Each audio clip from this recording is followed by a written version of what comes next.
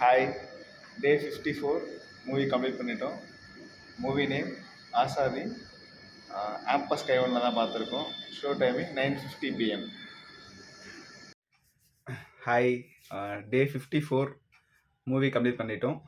So நம்ம சேனலை புதுசாக பார்க்குறவங்க சேனல் சப்ஸ்கிரைப் பண்ணிக்கோங்க அண்ட் பெல் ஐக்கான் கிளிக் பண்ணிக்கோங்க. ஸோ தட் நம்ம ரெகுலராக போடுற வீடியோ எல்லாமே வந்து உங்களுக்கு ரெகுலராக வந்துகிட்டே இருக்கும். ஸோ வீடியோ பார்க்குறவங்க வீடியோ ஸ்கிப் பண்ணாமல் ஃபுல்லாக பாருங்கள், சப்போர்ட் பண்ணுங்கள்.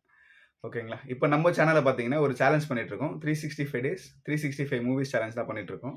ஸோ டெய்லி ஒரு மூவி நம்ம வந்து தேட்டரில் பார்ப்போம். ஸோ அதில் தான் வந்து 54வது மூவியை நம்ம வந்து கம்ப்ளீட் பண்ணியிருக்கோம். ஸோ அந்த மூவியோட ரிவ்யூவை தான் இன்றைக்கி நம்ம இந்த வீடியோவில் பார்க்க போகிறோம். மூவி நேம் பார்த்தீங்கன்னா ஆசாதி. இது வந்து ஒரு மலையாள மூவி. பட் அது தமிழ்லையும் அவைலபிளாக இருந்துச்சு. ஸோ நம்ம தமிழில் தான் பார்த்துருக்கோம். ஸோ தட் நம்மளுக்கு அந்த டீட்டெயில்ஸ்லாம் கொஞ்சம் இன்னும் நல்லா புரியுன்றதுக்காக நம்ம தமிழ்லேயே பார்த்தோம். மூவி வந்து பார்த்தீங்கன்னா ஒரு ப்ரெக்னென்ட் உமன் வந்து ஒரு கொலை கேஸில் அரெஸ்ட் பண்ணியிருக்காங்க. அவங்க வந்து இப்போ தூக்கு தண்டனைக்கு போகிறதுக்கு பதிலாக அவங்க ப்ரெக்னெண்ட்டாக இருக்கான்றதுக்காக அவங்களுக்கு வந்து தண்டனை வந்து ஆயுள் தண்டனையாக மாற்றிடுறாங்க. ஸோ இப்போ அந்த பொண்ணோட அப்பாவும் அவங்க ஹஸ்பண்டும் சேர்ந்து அந்த பொண்ணை வந்து ஜெயிலேருந்து வெளியிடுறதுக்காக ட்ரை பண்ணுறாங்க. ஸோ அவங்க அதுக்கு சில விஷயங்கள் பண்ணுறாங்க. மீன்வைல் வந்து இப்போ அந்த பொண்ணு கொலை பண்ணவங்க வந்து ஒரு பெரிய கட்சி தலைவரோட பையன். ஸோ அந்த கட்சி தலைவர் வந்து அந்த பொண்ணு, அவங்க அப்பா, அவங்க ஹஸ்பண்ட் 3 பேரையுமே வந்து கொலை பண்ணுறதுக்காக அவர் வந்து வெயிட் பண்ணிட்டு இருக்காரு. ஸோ இப்படி தான் வந்து கதை வந்து ஸ்டார்ட் ஆகுது. ஸோ ஸ்டார்ட் ஆன டைம்லேருந்து ஒரு 7 மந்த்ஸ் கழிச்சு திருப்பி கதையை காட்டுறாங்க. இப்போ அந்த பொண்ணு வந்து டெலிவரிக்காக இப்போ ஹாஸ்பிட்டலில் வரப்போகுது. இப்போ அந்த ஹாஸ்பிட்டல்லேருந்து அந்த பொண்ணை இவங்க கடத்தணும்னு சொல்லிட்டு பிளான் பண்ணுறாங்க.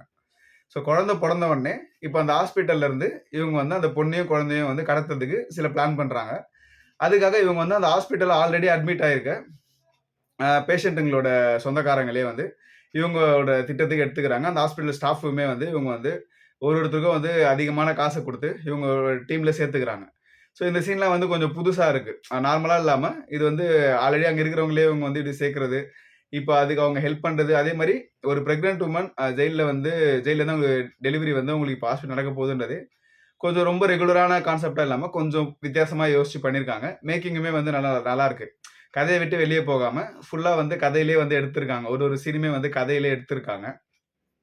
ஸோ இப்போ இவங்க வந்து போலீஸ் அந்த பொண்ணோட கேஸ் வந்து ரொம்ப காம்ப்ளிகேட். நார்மலாக நம்ம கேஸ் மாதிரி இல்லாமல் இப்போ இந்த கட்சி தலைவரே கொலை பண்ண கேஸுன்றதுனால அந்த பொண்ணுக்கு நார்மலாக இருக்கிற செக்யூரிட்டியை விட ரொம்ப அதிகமான செக்யூரிட்டி வருது. ஸோ இதுவே இவங்களுக்கு ஒரு பிரச்சனையாக இருக்குது. ஸோ இப்போ இந்த பிரச்சனை இருக்கிற டைமில் கரெக்டாக இன்டர்வலுக்கு முன்னாடி என்ன ஆகுதுன்னா, இவங்க பேசிட்டு இருக்கிற இதில் இவங்க பிளான் லீக் ஆகிடுது. ஸோ அந்த லீக் ஆன விஷயம் டேரெக்டாக போலீஸ்க்கே தெரிஞ்சு இப்போ போலீஸ் வந்து அவங்க பிளான் மொத்தத்தையுமே கண்டுபிடிச்சிடறாங்க. இப்போ இவங்க போட்ட A to Z எல்லா பிளானுமே கண்டுபிடிச்சி யார் யார் இதில் இருக்காங்கன்றதை முதற்கொண்டு ஒரு ஸ்பெஷல் ஆஃபீஸர் வந்து அவங்க அதை கண்டுபிடிச்சிடுறாங்க கொஞ்ச நேரத்திலேயே. ஸோ அதுக்கப்புறம் என்ன பண்ணுறாங்க, அந்த பொண்ணோட ஹஸ்பண்டை அரெஸ்ட் பண்ணுற லெவலுக்கு வந்து அவங்க கூப்பிட்டு வந்துடுறாங்க. ஸோ இதுதான் வந்து இன்டர்வல் வந்து இப்படி தான் வந்து அரெஸ்ட் பண்ணுற டைம் வந்து இன்டர்வல் இப்படி தான் விடுறாங்க. ஸோ இதுக்கப்புறம் அவங்க எப்படி மொத்த பிளானுமே தெரிஞ்சதுக்கப்புறம் எப்படி அந்த பொண்ணை இவங்க அந்த ஹாஸ்பிட்டல்லேருந்து இவங்க கூட்டு போகிறாங்க அப்படின்றதான் வந்து கதையாக எடுத்திருக்காங்க. கிளைமேக்ஸில் வந்து நமக்கு ஒரு ட்விஸ்ட் மாதிரி வச்சுருக்காங்க. அதுக்கு முன்னாடி வர சீன் எல்லாமே இதை நோக்கி தான் போயிட்டே இருக்கும். பட் வந்து இது வரைக்கும் கிளைமேக்ஸ் வரைக்கும் பார்த்தீங்கன்னா படம் வந்து ஒரே லைனில் போயிட்டுருக்கும். எப்படின்ற மாதிரி போயிட்டுருக்கும். சில சீன்ஸ்லாம் அப்படியே காட்டுவாங்க. நமக்கும் வந்து கொஞ்சம் த்ரில்லிங்காக இருக்கும். முடியுமா முடியாதான்ற மாதிரி. கிளைமேக்ஸில் பார்த்தீங்கன்னா இவங்க மொத்த கதையுமே வந்து மாற்றிடுறாங்க.